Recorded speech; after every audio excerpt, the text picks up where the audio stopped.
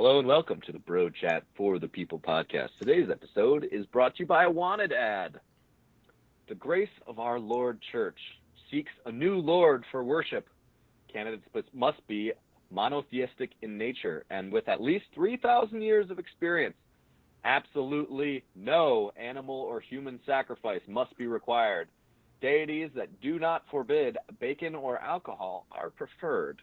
No confusing trinities or disparate gospels will be considered. If you think that you are the right God for the job, please send a resume, cover letter, and sample of holy text. No applications will be accepted by burning bush or divine revelation. All right, let's go.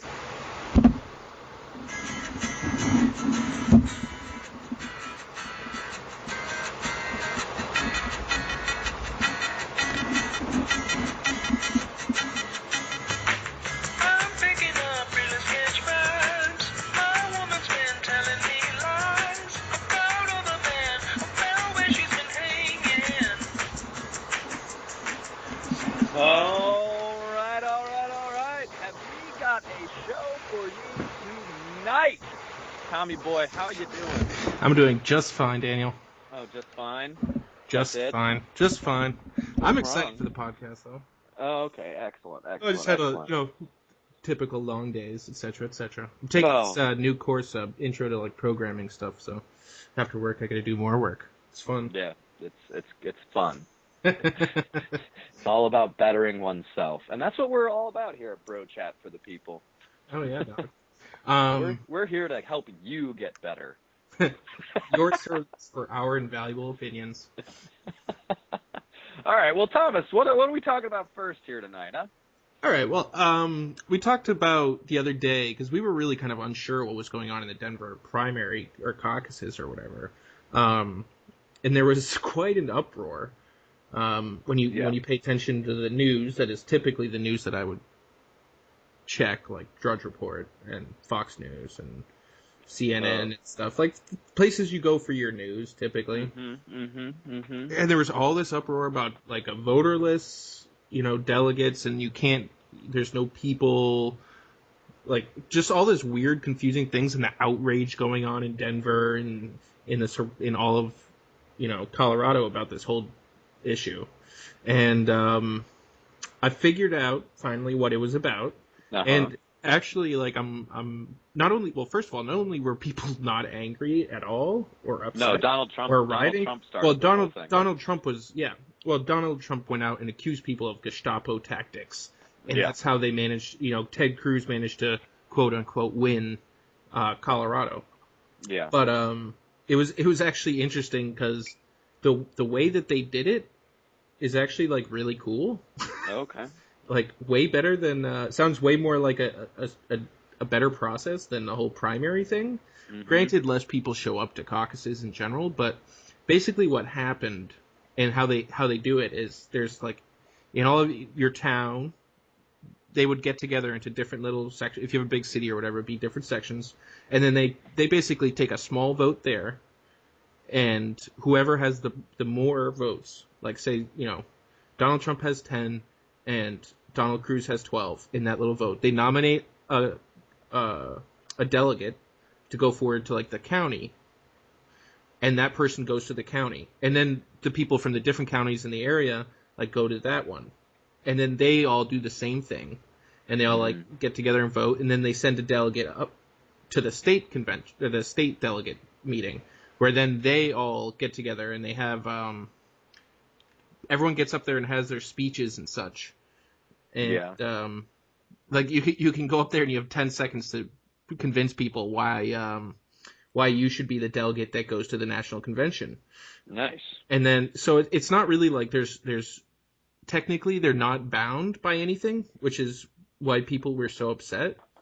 They're unbound delegates, but they vote for the people that if Cruz won in your county, you didn't send a Trump delegate, a Trump supporter there, so you send a Cruz delegate, and then the same thing for the Colorado whole state thing. So I mean, honestly, it sounds like a pretty awesome pretty awesome way to do things, actually. Mm-hmm. Yeah. More than just like, showing up and just filling in the bubble. You go in and you actually like representing people. These are like normal people, driving all the way to wherever it was, Colorado Springs, I think was where it was. Mm-hmm. The state, people driving like 8 hours to get there to be, representative for their delegate or representative for their county or their town or whatever it was. And then I mean, Trump was upset because apparently he didn't even show up to Colorado.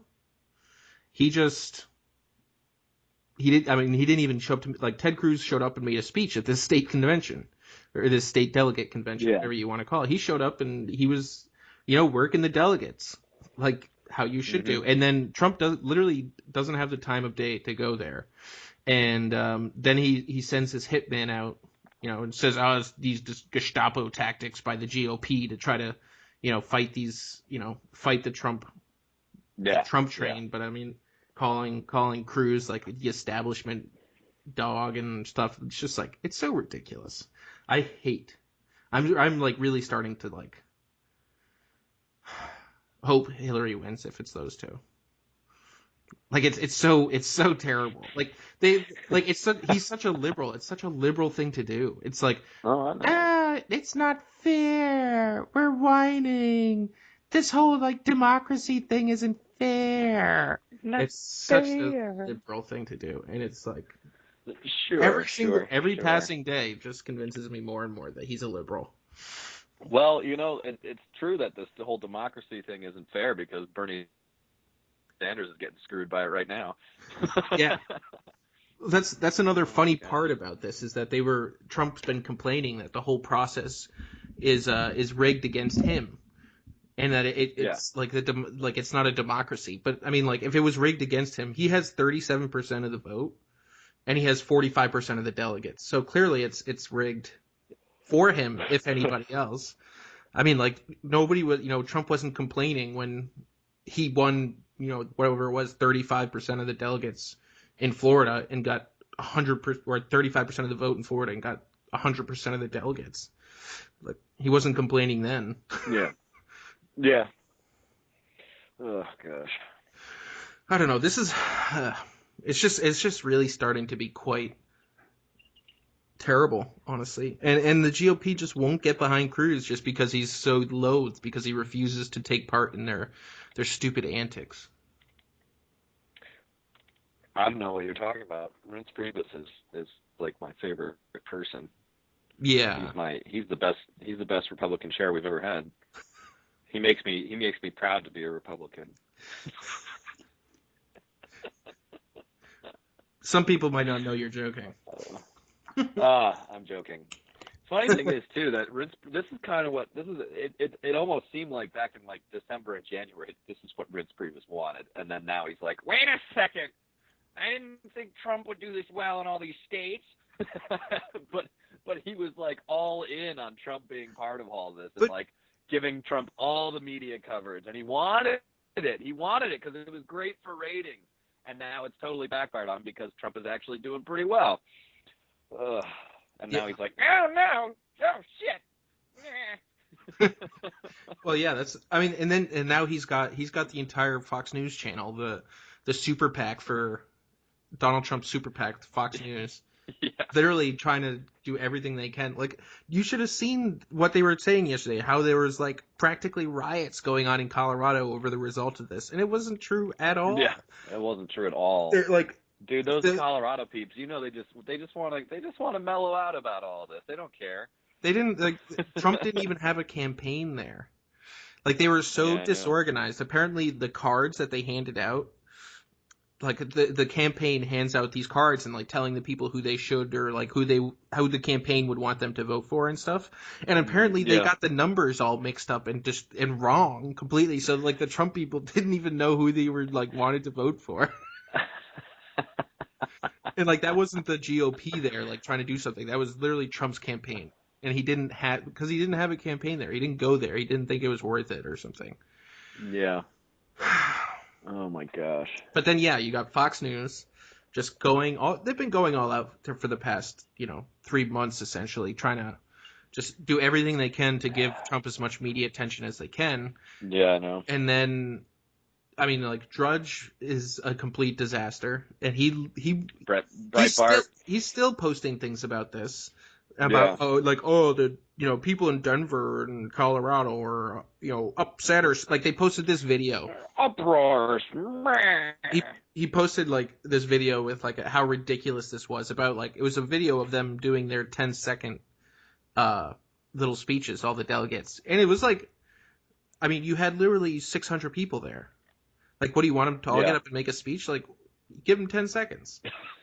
And, there were some people that went like, we'll give you free Jolly Ranchers for life.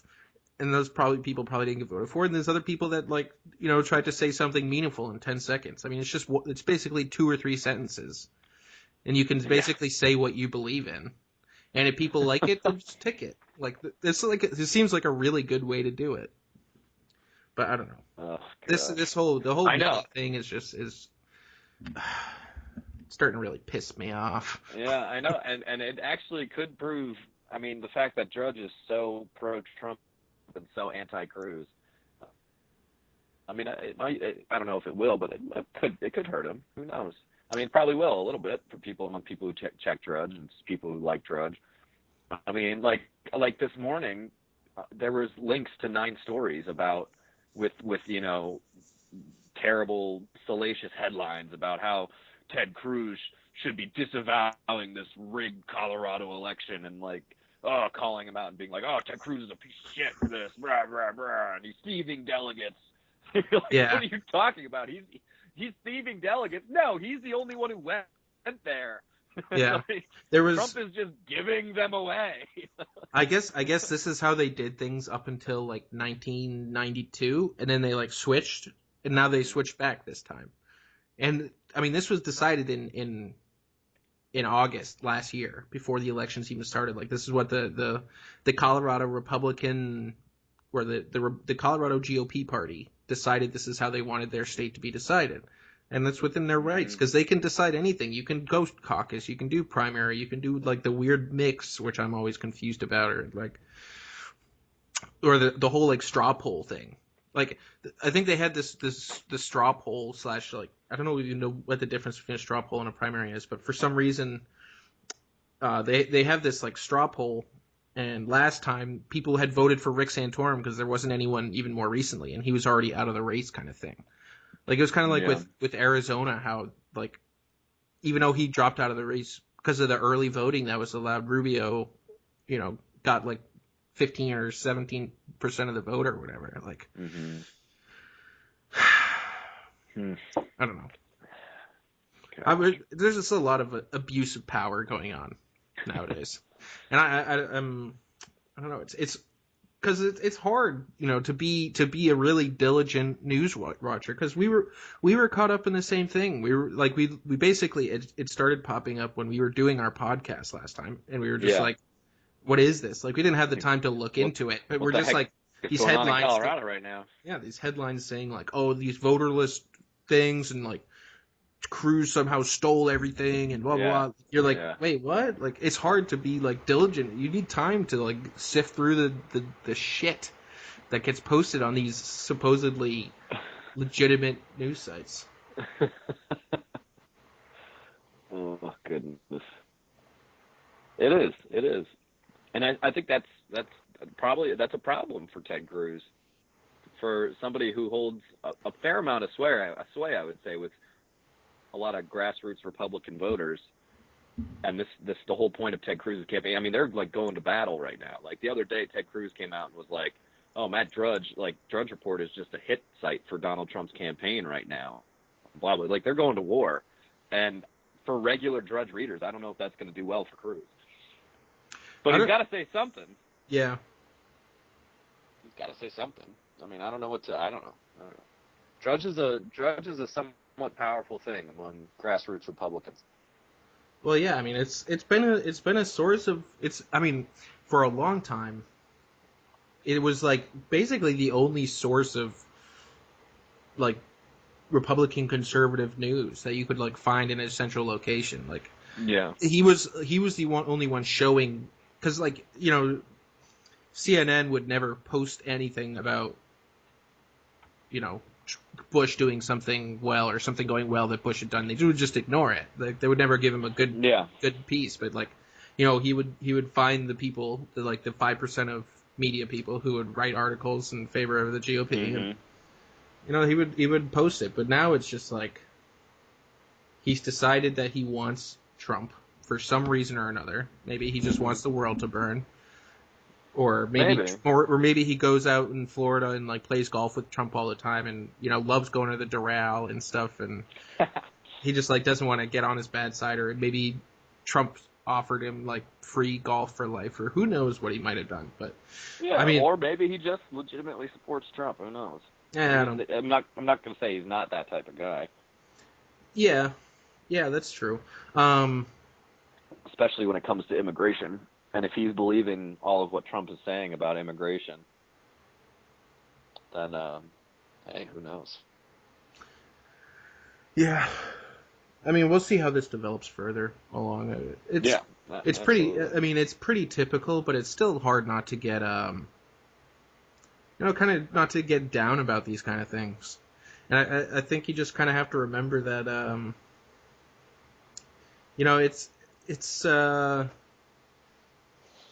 it's been 100 years in this, you know, the progressives still haven't quite destroyed the country yet, so maybe we can survive a little longer. It's not the end of the world, maybe. I mean, at the end of the day, like, I don't know, as great as America is, it's not going to last forever. And, you know, life will go on if there's no America, I guess. Yeah, I guess so. There's always still Jesus. There is Jesus. Although, I mean, now we're seeing, you know, Protestant churches looking for a new deity. So I don't know. Maybe we won't have Jesus for so much longer. that was a great commercial. I love that. Oh gosh. Well, yeah, I think we should. We'll come back to this. We'll talk about this. We've talked about it a lot. We've talked about Trump a lot. Yeah, we have talked about Trump a lot. That's true. But that's true. So I'm like sick of talking to. What's about going it, on with the? So instead of talking about Trump, you want to talk about Bernie Sanders? All right. What about Bernie Sanders? Okay. Well, this has happened in numerous states, right? So the way the Democrats do this, they have delegates and super delegates, right? Well, Bernie, say for example, Bernie wins New Hampshire by 20 points. He gets 15 delegates. Hillary gets 9. But Hillary gets all the super delegates from New Hampshire. How does she get that?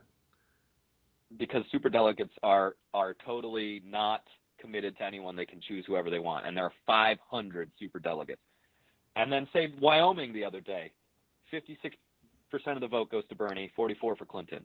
They both get 7 delegates each for some reason, because that's proportional.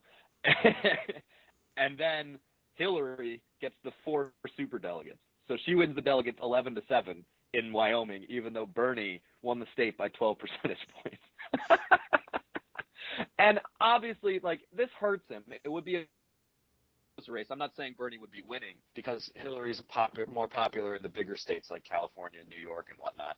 And but still, like, this has happened in a couple other states too, where Bernie wins by a landslide, and somehow Hillary ends up with more delegates in the state.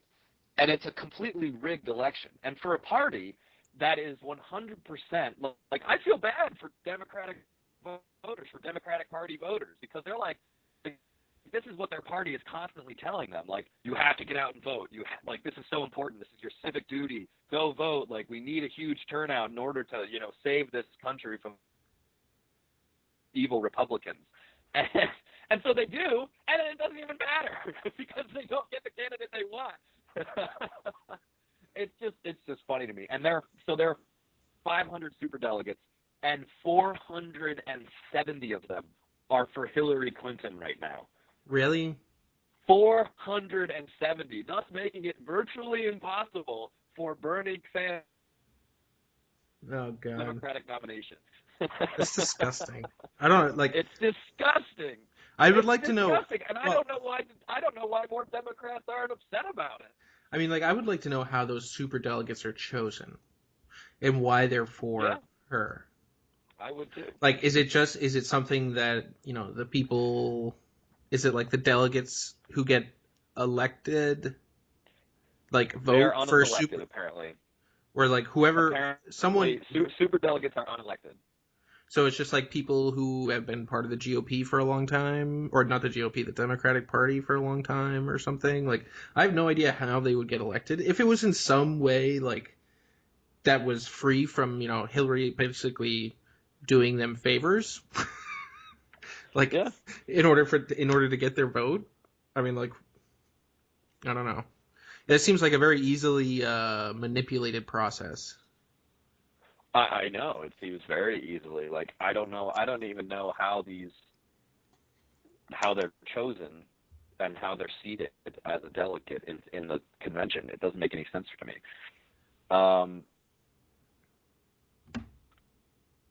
They're basically what all I can find on it right now is that they're just seated automatically, is what it says, and choose for whom or whoever he or she wants to vote for. Hmm. So one person's vote is worth like. So if one So for it those doesn't really matter. for those four, like, you get for Wyoming, you each get 7, and so basically like those 4 people's votes count for almost the same as half of the Democratic people that voted. Oh yeah. It's kind of obscene. And I mean, first of all, too, the way they give out delegates doesn't really make any sense either. If you look at Wyoming, which I know there aren't any, Wyoming. First of all, has the smallest population of any state, and second, probably the smallest Democratic population of any state. I don't But know, maybe Oklahoma. maybe, yeah. But Oklahoma just has more people. But and Tulsa's in Oklahoma City. Those are cities. Those are urban areas. Yeah. But it doesn't make any sense that Bernie gets 56% of the vote and Hillary You're breaking up a little bit, Daniel. 44, and they get the same amount of pledged delegates. How does that make sense? Like, I don't know. Like, what's the point of even voting if you're a Democrat primary voter? What's the point of even voting? This has been chosen. The super delegates are 470 for Hillary. This has been decided since August.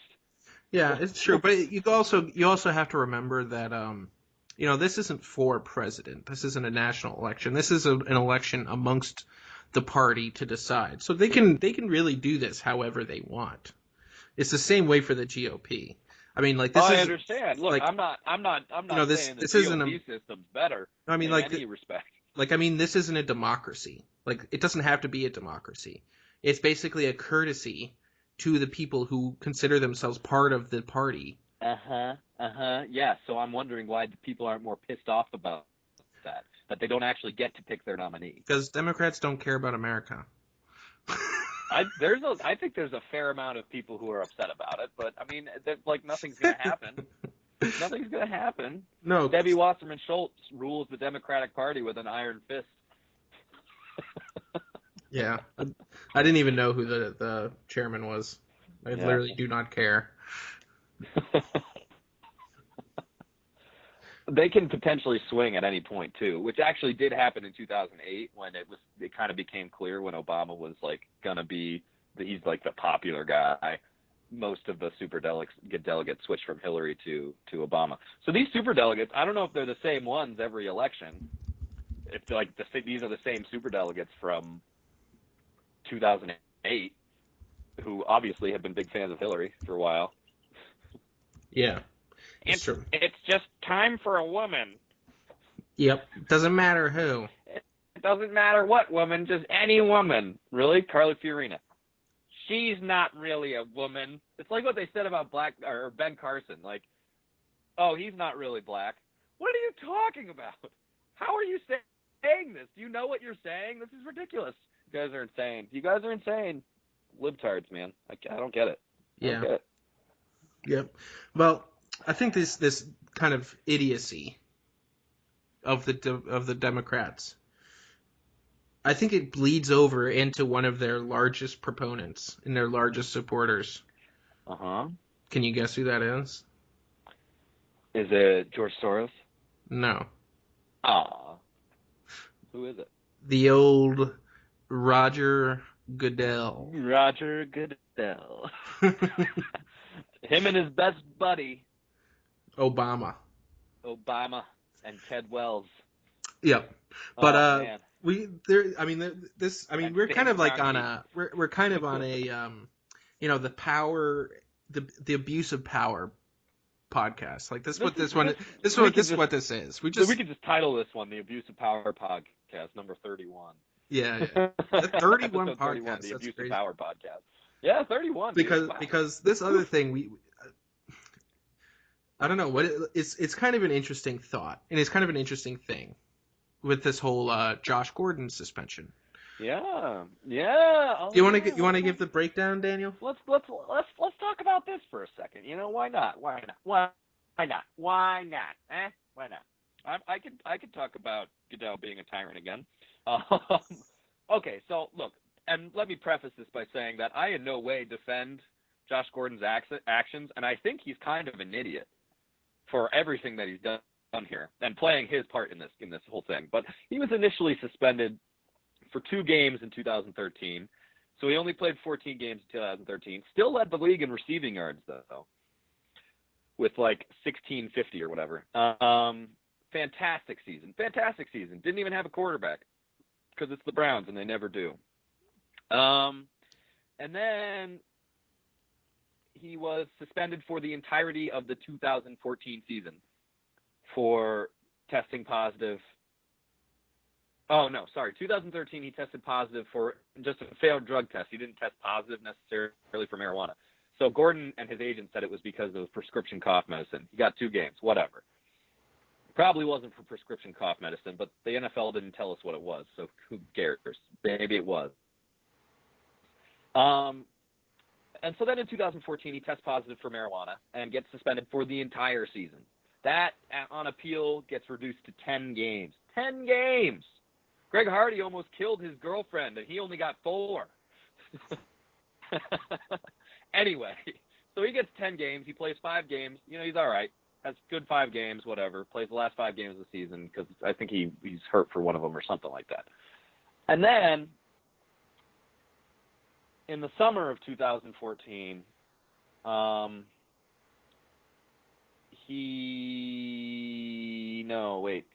2015? What? Trying to get the dates are mixed up here, but he basically gets a DUI. So he's then required to submit to alcohol testing and goes through the entire season suspended and then drinks on a plane After the season was over. And he thought because the season was over he could drink again. So he's on a plane, he has a few drinks. He's on a plane to Las Vegas to party. Okay. Oh, yeah. He's on a plane to Las Vegas, which, okay, look, not condoning this guy because he's obviously going to party. But but also, let's be real. He had a couple drinks on a plane. You know what? He's an adult. He's allowed to have alcohol. It's a legal thing. However, since he was technically on this league-mandated program because of his DUI, and he thought it was over because the season was over, obviously, this is what he says anyway. The league never clarified or whatever when it would be over. So he drinks, and he's found guilty of this whole alcohol abuse thing, and is suspended for the 2015 season. Yep. So he sat out all last season for having 2 drinks on a plane. Yeah, he had a couple beers on a plane, and he was suspended for the entire year, all 16 games. So now this man has missed 2 full seasons, basically. And he's trying to get back into the NFL. He's doing his darndest. And he tests positive for weed last month. And now his petition to be reinstated has been denied. So it looks like most likely he's going to be suspended for this season as well. 3 straight seasons, Thomas. 3 straight seasons he's going to miss because of marijuana, because of a drug that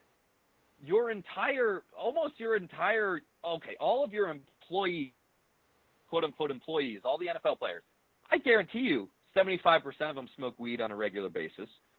They all take a huge amount of pain pills. Obviously, they have to deal with all the bruises and soreness and whatever, and this all helps. And they talk about this openly all the time. Players talk about this all the time. And yet Josh Gordon is going to miss. His entire career is going to be ruined because of this. And I'm not condoning the guy's actions. I think he's an idiot for doing it all. Like, you're trying to get back into the league, bro. You got to at least walk on the straight and narrow until you're back in. But, yeah, I mean, well, there's no question he's an idiot. But I think the question here is that are they persecuting him, or are they making an example of him because he's such a great player? And I think that they are. This is to me, it's clearly a witch hunt against this guy. Especially last year's suspension for having 2 beers on a plane after the season was over. Yeah. Well, I just looked it up, and people who were suspended for marijuana in the 2015 season. Odeyabushi got 1 game. Le'Veon Bell, 2 games. LeGarrette Blount, 1 game. Ahmad Bradshaw, 1 game.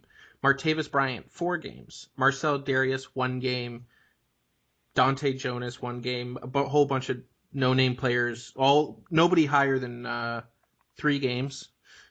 Josh Gordon. Did you see 16 games? Well, did you see Le'Veon Bell? Le'Veon Bell, obviously. Did you mention Le'Veon Bell? Yeah, he was the second one I said. Oh, sorry. And Blunt.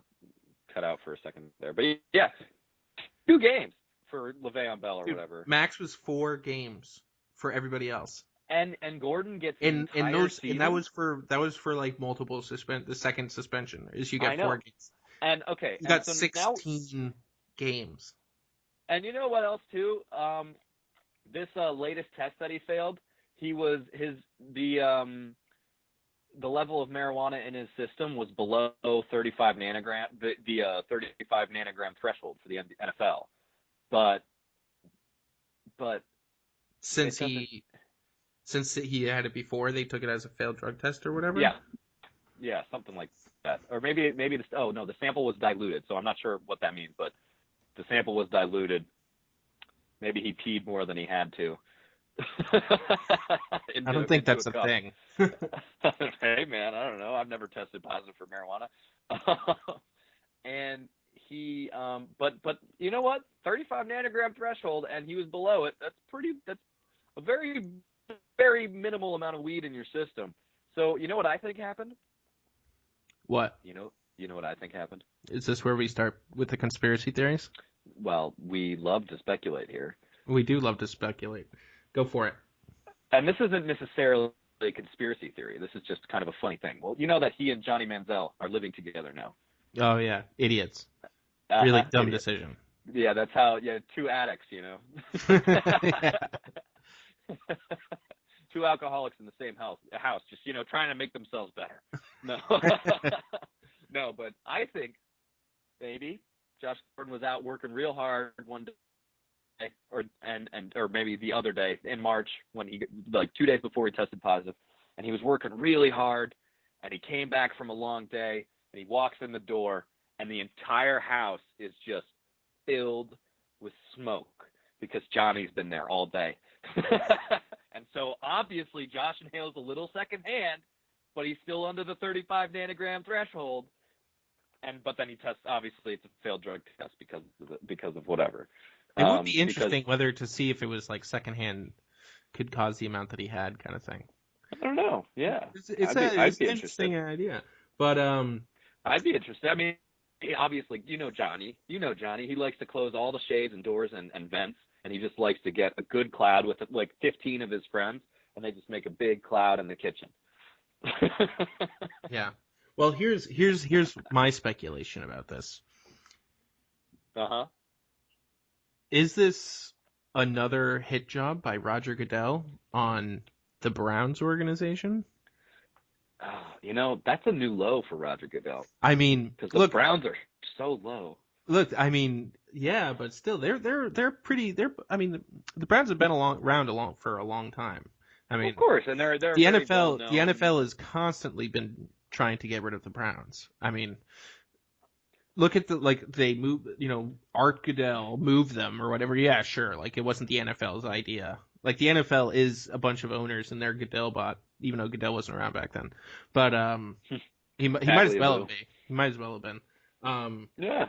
So is this just they're suspending definitely the most athletic and probably the most valuable player on the Browns in order for the Browns to be terrible, And one of the top so top they a can top move them top five somewhere wide receiver in else. this league. Maybe they're Top trying five to, wide receiver in this league.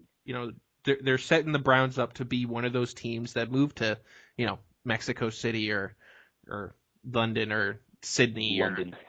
Beijing or something. And If they were setting the Browns up, though, don't you think they'd have them play the London games? no, well, not London. Not, I mean, Or okay, not. so Mexico City, the Mexico City Browns, and then you've got this whole other issue like with the Redskins, and then you've got the Browns in Mexico City. It's the whole issue that we don't need. I mean, like that's the only thing that I can think of because I mean, like, look, it's not about the high profile player like it is with Tom Brady and the attack on the Patriots and everything. Le'Veon Bell is a much more high profile player than Josh Gordon. Well, these days because Josh Gordon's been out of the league for the last 2 years. Well, yeah, but I mean, like the way that they treated Le'Veon Bell, like he was a huge player, and they suspended him for 2 games. Yeah, I know. Like, don't give me this like, oh, I'm just like a father disciplining my son, like being a hard. I need to treat him harshly. Such bull. Like Such I'm bull. trying to do what's good for him. Bullshit. Like you're doing what's good for you. You're trying to make money. Like that's all you care about. And don't give me this bullshit about you caring about, domestic violence and stuff. Like you don't give a shit about that. You're trying to make money. And the Brown and Cleveland apparently doesn't make them He never money. will. Unless we make him. I mean, Cleveland apparently doesn't have any money, so that's why they're doing this to them. They're attacking, like, and they've been like sabotaging. Cleveland players don't sell jerseys. But I mean, you know what though? Cleveland players could sell jerseys. Maybe Josh Gordon. I mean, Josh Gordon was a great player for the past couple years. He had been doing his 1,500 yards and 10 touchdown gig. Maybe he would sell a lot of jerseys and a lot of tickets. Well, they don't care about that overall because the jersey tickets aren't enough. They want to. The Cleveland fans are such good fans that they managed to actually get a franchise back after it moved, which is impressive. But the NFL doesn't. That is impressive. The NFL wants the Cleveland brand fans to break. They don't want them to be fans anymore, so they can move the team without the uproar. So they're slowly sabotaging their picks. They're suspending their best players. They're giving cancer to people that don't have cancer before. Shit like that. The NFL does. They're giving all these former players CTE and then denying that exists, and then there's no correlation between. They're so shitty. Or there's no causation. Oh my god! I wish I didn't need to watch because I was thinking about this today, dude. I was like, I wish I could boycott the NFL, but I just love the product so much. Well, I can't give up watching football, and they know it. They know it. Well, here's the thing, though. They do at least some good with the players. For a lot of players out there would never, they wouldn't get that far. They, look at Edgerrin James. He was in the Immokalee High School. Yeah. It's hard to get out of Immokalee, but he managed to make millions of dollars in his life, and I'm sure him and his family are doing well now. And I mean, like, and we love to. He goes back to Immokalee and he gives a lot back, and he does his football camps in Immokalee every summer. Like we love to. I mean, to help these people and to see such a great thing. And I mean, like, sure, the NFL is abusing it so badly and taking so much money, but at the end of the day, it's actually. I mean, like, I don't actually care that much. At the end of the day, I feel like they definitely do more good than harm. Except Goodell. I wish if Goodell wasn't there, then they would definitely do more good. But like these things that he's done are just like, I don't know, terrible. Like you got to realize you're not just a business anymore. Like this is they literally own a day of the week. Yep. And they're not just a business. They're sure they can make money. Good for them making money with sports. But good for them no, taking they away can't. their non-profit status last year. I mean, yeah. I mean, they just, I don't know. I have to put more thought into this before I just start spilling it out on the internet. On the internet for the public to hear Yeah. and judge. Tom, you're so brave for getting your opinions out there to be harshly judged by the internet. Well,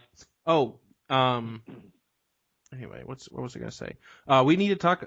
We got an email from one of the viewers suggesting some pretty interesting things for us, and we want to get maybe some other people's feedback about this. We're possibly offering some sort of prize. We haven't decided yet what it is. Involved with maybe the prediction of the of like the NHL or NBA playoffs or combined or something or whatever it is. Like maybe you get a T-shirt or maybe you get like a bottle of whiskey or something, which would be interesting. But yeah. I don't know. We should get people's feedback on this. If you think it's a good idea and you want to participate, get some promotions going. Yeah, absolutely. Yeah, and see what's up. It's the last week for the T-shirts, I think. So if you guys know somebody who hasn't got one, or you've been putting it off because you got something better to do, you got to get it soon, or else you're going to be left out. Last week to reserve a T-shirt. Everyone else is going to be getting one, except you. Yeah, and you're going to feel like a loser then. It's going to be freshman year of high school all over again. Oh, man. Do we need to talk about your freshman year in high school, Daniel? You want to talk about my freshman year? I was homeschooled. It wasn't bad. It was actually a pretty good year. Well, then why did you use that analogy? That is a point of reference I did not participate or know anything about. Oh, I just feel like just because the liberal media said it. No. Look, man, I can, just because I didn't have bad freshman year doesn't mean I don't observe other people who had bad freshman years. Come on, this is a common occurrence. We all know that. But anyway, I do have a question from the people here, Tom. All right. We'll finish up with this real quick. Yeah, one listener asks via text message to our text line, which is my phone number. What is the perfect age and why? Ooh. What's the perfect age? That's interesting.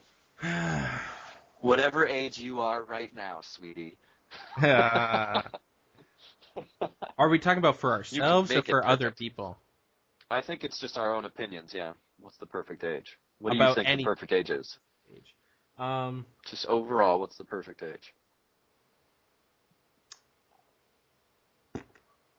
I'm like leaning one of two directions here.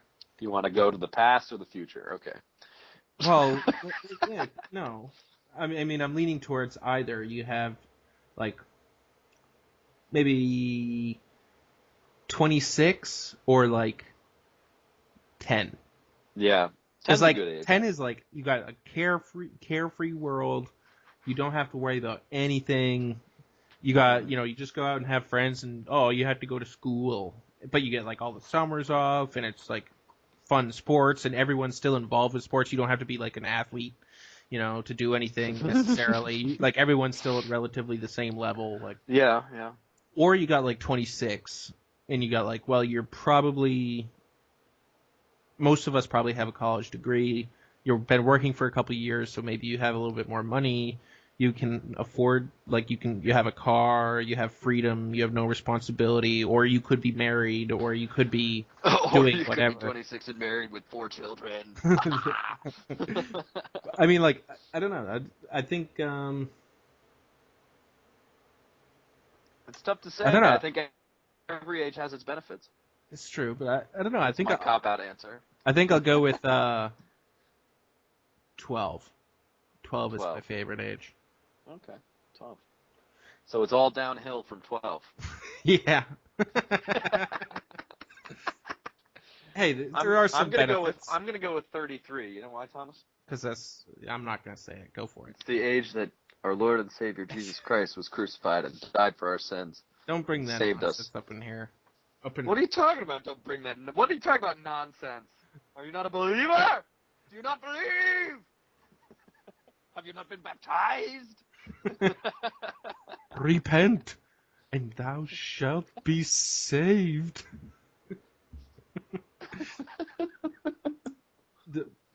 That's your answer, Daniel. Except at 33, you might be like. He's trying to get like wrinkles at 33. Now I'm thinking about it, be like 33, and like little gray hairs. hairs. Really fat, and then like I'm already starting to get wrinkles, dude. What are you talking about? All around my eyes, when I smile. Ew. That's why I don't smile so much. Oh, good. Yeah, because I don't want a wrinkle. Yeah. So basically, I laugh with a frown. Good. It's tough, but it's worth it. All right. Well, there you go. There you go, Mr. or Mrs. Listener, whoever you may be. Can I give a freaking answer? Oh, I thought you already gave your answer, Mr. 33. Oh, my bad. Is it? Are you gonna? You can't go back on a answer like that. I didn't. I was a joke answer because of Jesus Christ. It's not even a joke. You can't go back on a joke answer about Jesus Christ. What are you talking about? Don't make up rules now. Can't go back on that. The people will agree with me. Me the question. I make the rules. So what's your real answer? And the real 33? answer is no. The real answer is whatever age you are, because you can make it the best year of your life. I almost literally just turned the podcast off halfway through. Just stop recording. It's real though. I know it sounds corny. It's real though. You can make it the best. No, there's some age. There's some age. That's not what it's about. It's not about the year. It's like Tom. 19 is a shitty year. 19 is a shitty year. 19 is a terrible year. It's like you're not 18, so it's not like you can be like, oh, I turned 18, I can vote and I can do all this, I can do some new stuff. Still can't drink. 19, you're like, okay, I'm still a teenager and nothing new happens. 20, At least you're not a teenager anymore. Yeah. 21, you can drink. Yeah. 22, you're like, oh, thank God I'm not 21 anymore. Exactly. You start to have like a little bit of respect. The couple of a little bit more respect for the elders. And then after that, like after 21, 22, maybe you graduate college or something. Excuse me. You have like a good year. You graduate college or you do whatever, and you start working and you start having a little self-respect. And then 23, like, okay, 23 is kind of a garbage year too. But then 24, you're like, okay, I'm almost 25. And then 25, you're like, oh, I don't care about birthdays anymore. Why are we still counting? Yeah. Yeah. Can we please stop counting? But anyway, whatever. That was a nice question. Thank you for the question. We appreciate all questions from the people. We do. We'll answer it. We'll answer everybody. We will. Unless it's something really terrible that we might not answer. Well, there were a couple other questions that were submitted, but some of them are a little bit too like Cosmo for me. Okay. Like cosmopolitan type thing. Yeah, no, the magazine. Yeah, I got you. Yeah, and I'm just like, okay. I don't care. All right, Daniel, it's time for us to sign off here, man. It's the end of it. It has been a pleasure and a privilege. Yes, and we appreciate all of you who listen to us all the time, and share us on Facebook. Get some more people to listen to us. I think there might be other people who might enjoy it. Don't be embarrassed. There might be. We're not your guilty pleasure. Or we may be, but even then, you can try to be like, this can be other people's guilty pleasure too. You don't have to like admit that you know us. We never say our names on the podcast. It's be like, oh, these some weird guys, Our last names are never used. And never will be. Some Catholic conservative guys just doing some podcasts about the issues of the day. It's pretty interesting and funny. Yeah. Or it's not interesting and funny, and you should. But if you're listening to us at this point, you probably think we're at least somewhat interesting and funny. Also Thursday, check out the pod because Thursday night, Friday morning, I guess, because we'll have our winner of the Bro Chat for the People tournament challenge on, Chris Audino. Oh, nice. Will be joining us on Thursday evening. So yeah, that'll be fun. We're probably gonna get into some deep into some stats here with Chris, because actuarial science and all that. Yeah. All right, guys. Actually, Tom, he does have a very interesting. He like developed this model with a professor of his, I believe, who and they predicted based on a wide range of sabermetric stats and stuff like that, and advanced statistics. They predicted a win range for every MLB team. So I think we're going to talk about that. Oh, nice. That sounds actually really cool. Yeah, I know.